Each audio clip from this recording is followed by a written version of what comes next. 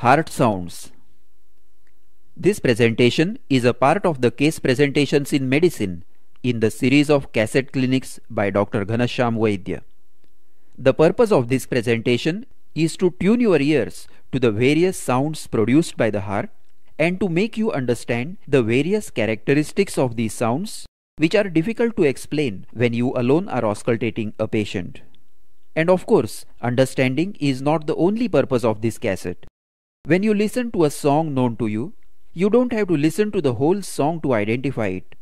Just the first few beats of music and you have identified the rhythm and you have identified the song.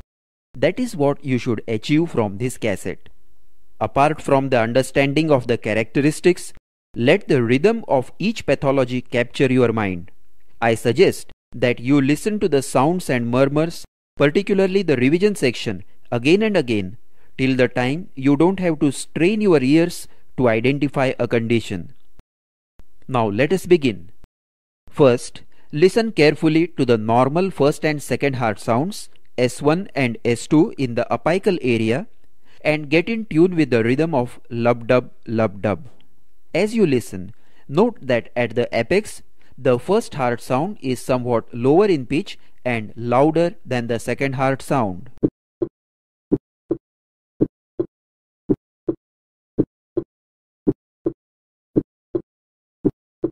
Listen again, because all the extra sounds and murmurs have to be interpreted in relation to this rhythm of normal heart sounds.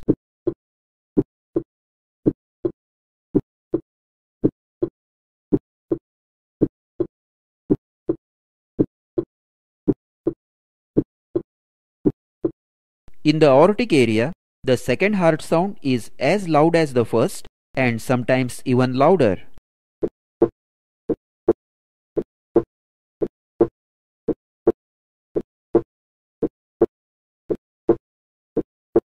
Note that the second heart sound is louder than the first heart sound.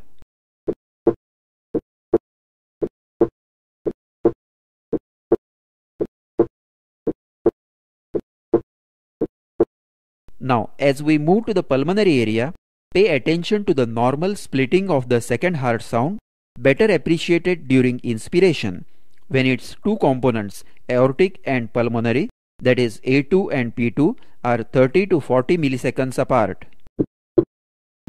Inspiration, expiration, inspiration. This is because during inspiration there is a fall in the intrathoracic pressure with increased venous return to the right ventricle and reduced venous return to the left ventricle. As a result, the right ventricular ejection time is prolonged with a delayed P2 and left ventricular ejection time is shortened with early occurrence of A2. So the second heart sound may be described as A2-P2. During expiration, A2 and P2 are 20 milliseconds or less apart, and hence the split is not appreciated by human ears. That is, A2 and P2 fuse into a single sound during expiration. Inspiration, expiration, inspiration, expiration. Compare this with the wide and fixed splitting of the second heart sound over the pulmonary area due to a delayed P2 in atrial septal defect.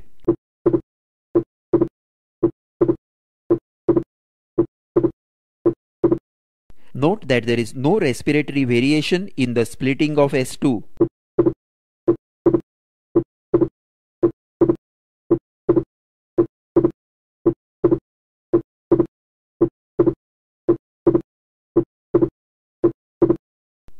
In right bundle branch block, the split is wide, persistent, but is not fixed.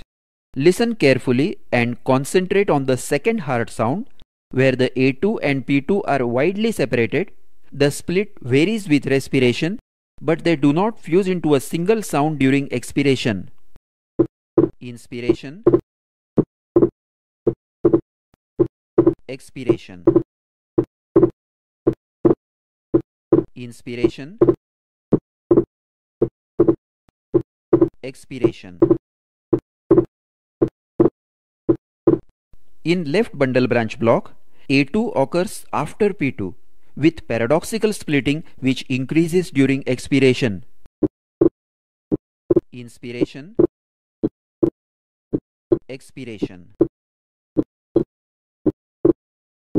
Inspiration, expiration.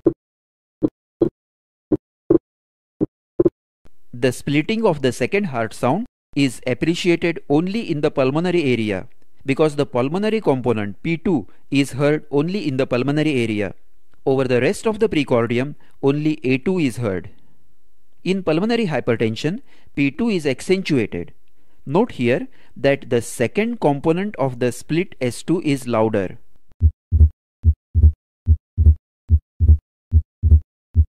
P2 is louder than A2.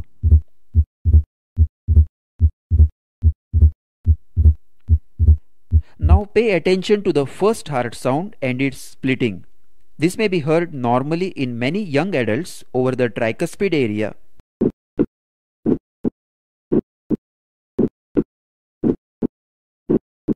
Here the mitral component precedes the tricuspid component, that is M1 T1.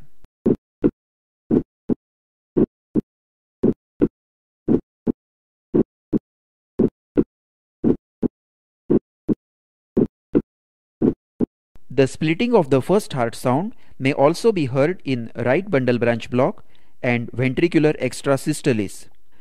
When we talk of splitting of sounds or closely occurring sounds, we should be able to recognize the time interval separating the two sounds. In order to learn to recognize this interval, listen to the following sounds with known time interval separating them. First, the single sound.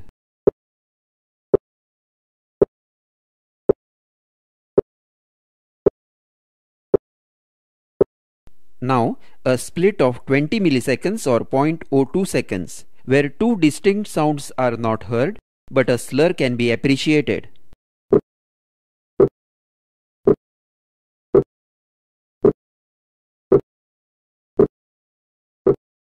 Now, at 40 milliseconds or 0.04 seconds.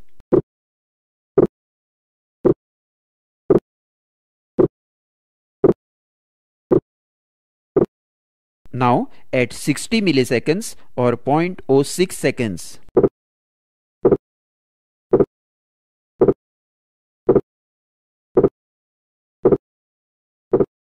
And lastly, 80 milliseconds or 0.08 seconds.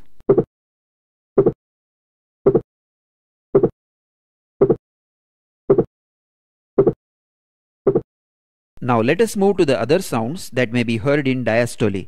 The third heart sound. The third heart sound is a low-pitched sound produced during the rapid filling of ventricles in the early diastole due to sudden distension of the left ventricle and the vibrations produced in its wall, or the sudden tautening of the mitral wall leaflets and chordae tendineae.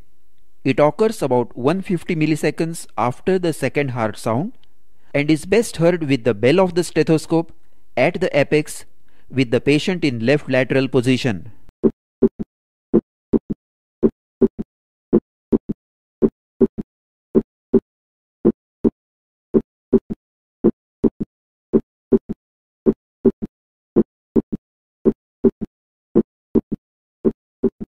It may be normal in young adults, but after the age of 30 to 35 years, it is considered as pathological and signifies a failing heart.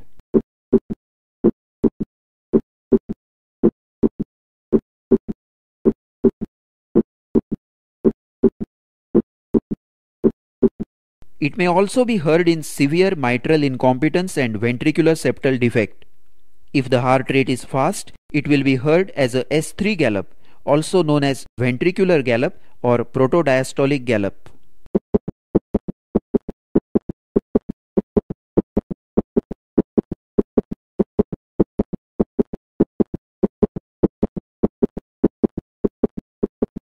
Appearing just before the first heart sound is the fourth heart sound produced by atrial systole.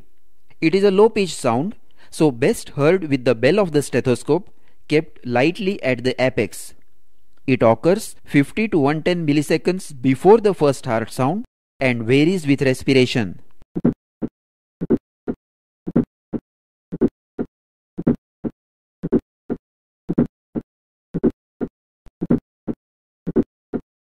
It is heard in hypertension, aortic stenosis, and coronary artery disease.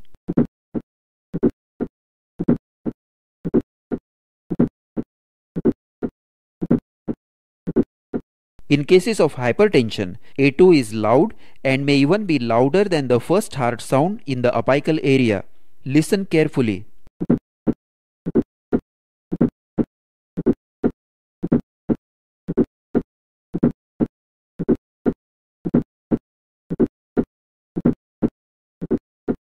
If the heart rate is fast, an S4 gallop or atrial gallop will be heard.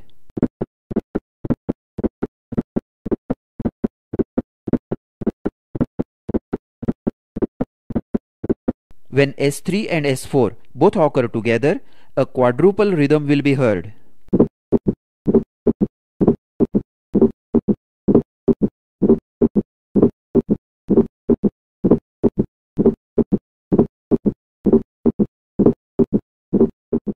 Sometimes, when the heart rate is rapid, as in left ventricular failure, the sounds of atrial contraction and the rapid filling of the ventricles are superimposed. Thus, S3 and S4 fuse into a single large sound, producing a summation sound and a summation gallop.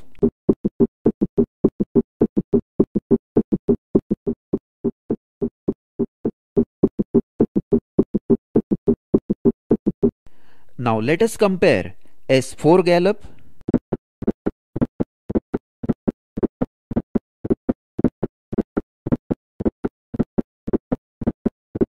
the S3 gallop,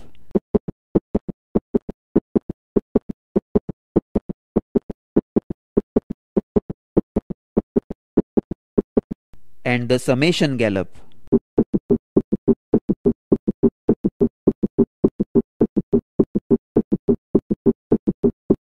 Also, let us compare the fourth heart sound,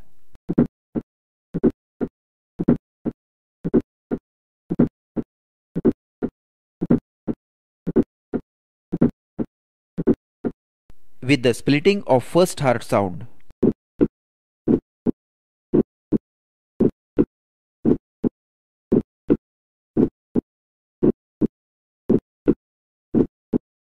This differentiation is however difficult if the S4 is very close to S1. The points to note are: S4 is better heard with the bell of the stethoscope and may disappear if pressure is applied to the bell. It becomes louder in the left lateral position and after exercise, and diminishes in standing position.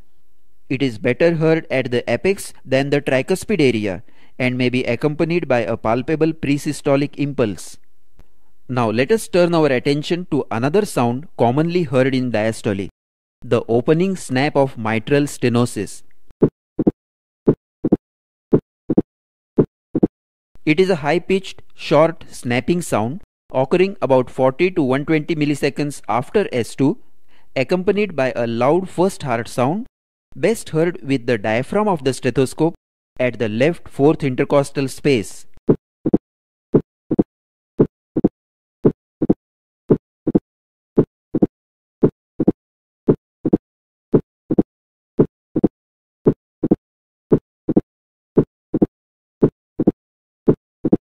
Compare this with the lower pitched and slightly later occurring third heart sound.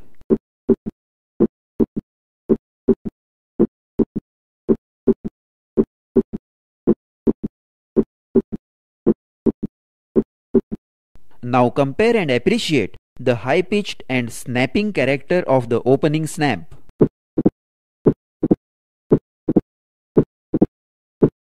Third heart sound.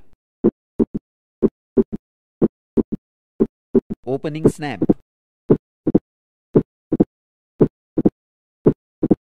And only for the sake of comparison, listen to the wide splitting of the second heart sound, which of course is heard in the pulmonary area.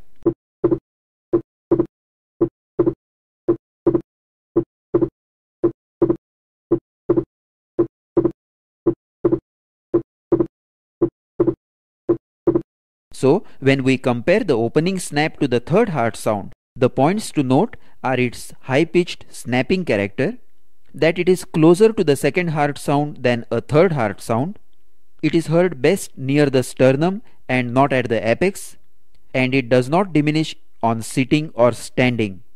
Next, let us listen to the extra sounds occurring in systole. First, the commoner ejection systolic click in early systole due to aortic or pulmonary stenosis.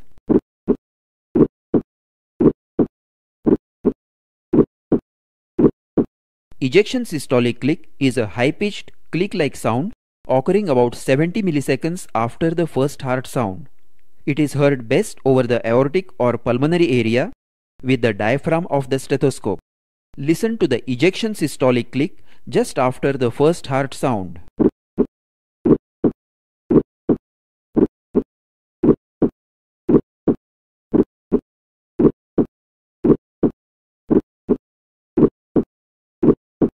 Listen again, first to normal heart sounds and then with the ejection systolic click.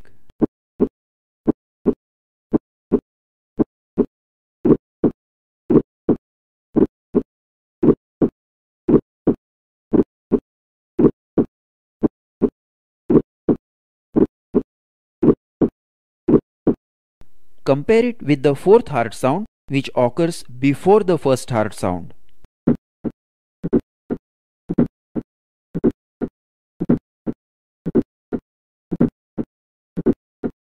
And now the ejection systolic click.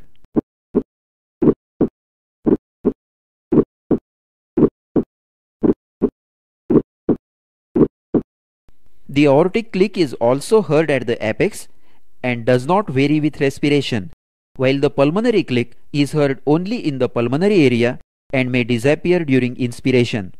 If S1 appears to be split in the apical area and if the second component is click-like, think of a ejection systolic click. Now let us listen to a mid-systolic click due to mitral valve prolapse. Mid-systolic click is a high-pitched sound best heard at the apex, occurring about 150 milliseconds after the first heart sound.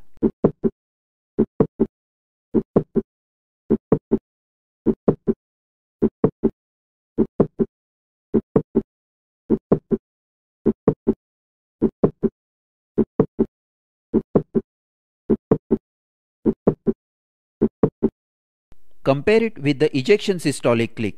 First 10 beats of ejection systolic click, then mid systolic click. Ejection systolic click,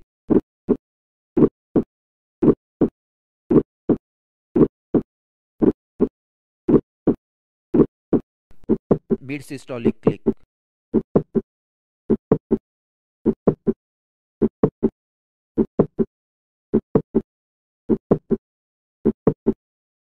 Similarly, note how it differs from the S3 rhythm, with the S3 occurring 150 milliseconds after the second heart sound. First the third heart sound and then the mid-systolic click. Third heart sound,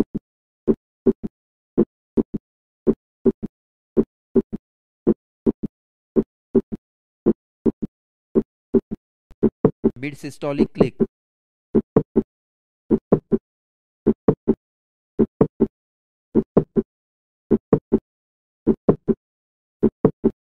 It may be accompanied by a late systolic murmur due to mitral regurgitation.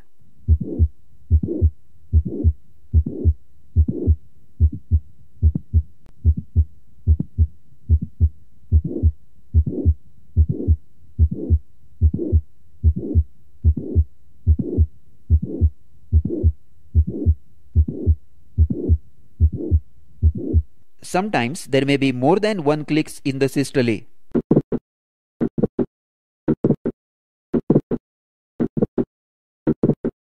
Note the two clicks in systole.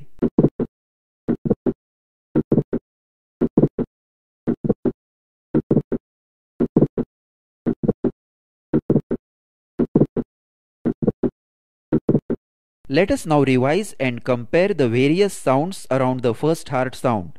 First, the splitting of the first heart sound.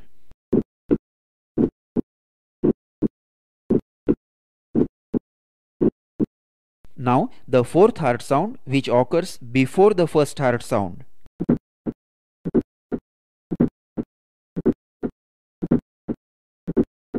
Next, the ejection systolic click, which occurs just after the first heart sound.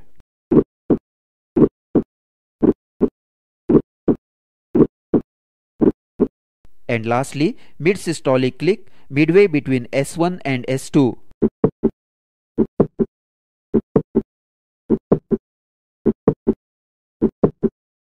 Now that we are well acquainted with the normal and the extra heart sounds, let us begin with the second part of this presentation on murmurs. The commentary, text and recording of this cassette has been done by Dr. Ghanashyam Vaidya. Before we begin with the study of the murmurs, let us have some important information about the stethoscope. The chest piece of the stethoscope has a bell and a diaphragm. The diaphragm is used to listen to the high frequency sounds like the first and the second heart sounds, systolic clicks and opening snap, and high-pitched murmurs such as mitral and aortic regurgitation and ventricular septal defect. The diaphragm selectively transmits high frequencies, attenuating the low frequencies, while the bell transmits both the low and the high frequencies, wherein the low frequencies mask out the high frequencies which are heard faint. Hence, the bell is used for the low frequency sounds like the third and the fourth heart sound, and the low pitched murmurs like the aortic and mitral stenosis, atrial septal defect and patent ductus arteriosus. A special precaution while using the bell is to not to press it too tightly over the chest. Otherwise, the stretched skin will act like a diaphragm and filter out the lower frequencies.